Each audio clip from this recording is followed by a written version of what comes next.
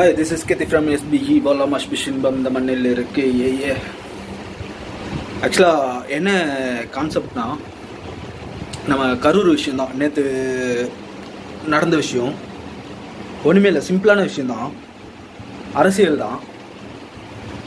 அரசியலில் ஒரு சின்ன சேஞ்சஸ் கண்டிப்பாக தேவைப்படுது. ஆனால் அதுக்குன்ட்டு வந்துட்டு பேட்டர்ன் வந்து பழசாகவே இருக்குது. அந்த பழைய பேட்டர்னில் நிறைய பேர் ஆல்ரெடி இறந்துகிட்டே இருக்காங்க. ஒன்றுமே இல்லை, சிம்பிளாக அனிதா அந்த கேரக்டரு, அதுக்கப்புறமேட்டு அந்த தூத்துக்குடியில் இறந்தவங்க, அவங்கள வச்சு அவ்வளோ க்ரியேட் பண்ணாங்க. ஆனால் அதே தான் இப்போது நடக்குது. இப்போது இவங்க எதுக்கு இந்த க்ரௌடு கூட்டுறாங்க, எதுக்காக அந்த க்ரௌடை மீட் பண்ணுறாங்க, எதுவுமே தெரியல. அதுவாது வந்துட்டு சரி, அந்த பொண்ணு ஏதோ படிச்சுது, எழுதுச்சு, ஃபைல் ஆகிடுச்சு, அதுக்காக வந்து தன்னைக்கு தானே வந்து சூசைட் பண்ணிச்சு, அதோட மன கஷ்டம் தாங்க முடியாமல். சரி, அந்த டெத்தாவது வந்து அக்செப்டன்ஸாக இருந்தது. அதுக்கப்புறமேட்டு அந்த தூத்துக்குடி விஷயமாவது வந்து கொஞ்சம் நம்மளுக்கும் கஷ்டம்தான் கொடுத்தது. ஆனால் அவங்களோட போராட்டத்துக்காக வந்து அவங்க இறந்தாங்க. ஆனால் இது ஒரு தனிப்பட்ட நபரோட போராட்டம். விஜய் அவர் வந்து அரசியல் பண்ணணும், நான் முதலமைச்சர் ஆகணுன்றது வந்து அவரோட தனிப்பட்ட கருத்து. அந்த கருத்துக்கு வந்துட்டு ஒரு 39 பேரோட இறப்புன்றது வந்து அது ரொம்ப பெரிய விலை மதிக்க முடியாத விஷயம். அது விலை மதிக்க முடியுதோ விலை மதிக்க முடியலையோ அது நமக்கு தெரியல. அவங்களோட தலைவருக்காக வந்துட்டு அவங்க உயிர் கொடுத்துட்டாங்க. இல்லை, நான் பண்ண தப்புனால வந்து என்னோடய தொண்டர்களை இறந்துட்டாங்க, என்னோடய ரசிகர்களை இறந்துட்டாங்க, அவங்களுக்கும் மன வருத்தம் இருக்கும். ஆனால் வந்துட்டு நான் என்ன சொல்கிறேன்னா, அவங்க தப்பு தவறு எதுவும் சொல்லலை.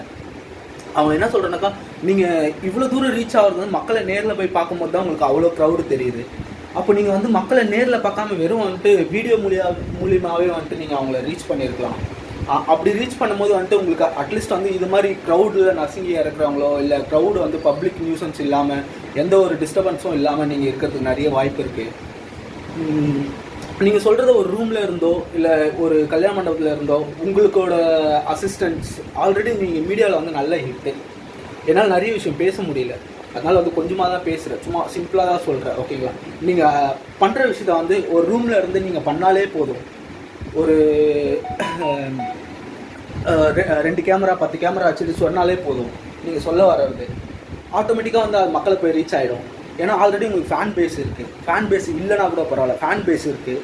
அதுக்கப்புறமேட்டு உங்களுக்கான தொகுதியில் உங்கள் ஆட்கள் இருக்காங்க. அவங்களுக்கு ஷேர் ஆனாலே அது மக்கள்கிட்ட போய் சேர்ந்துடும். மக்கள் வந்து அவங்கக்கிட்ட பேசினாலே விஷயம் உங்ககிட்ட வந்துடும்.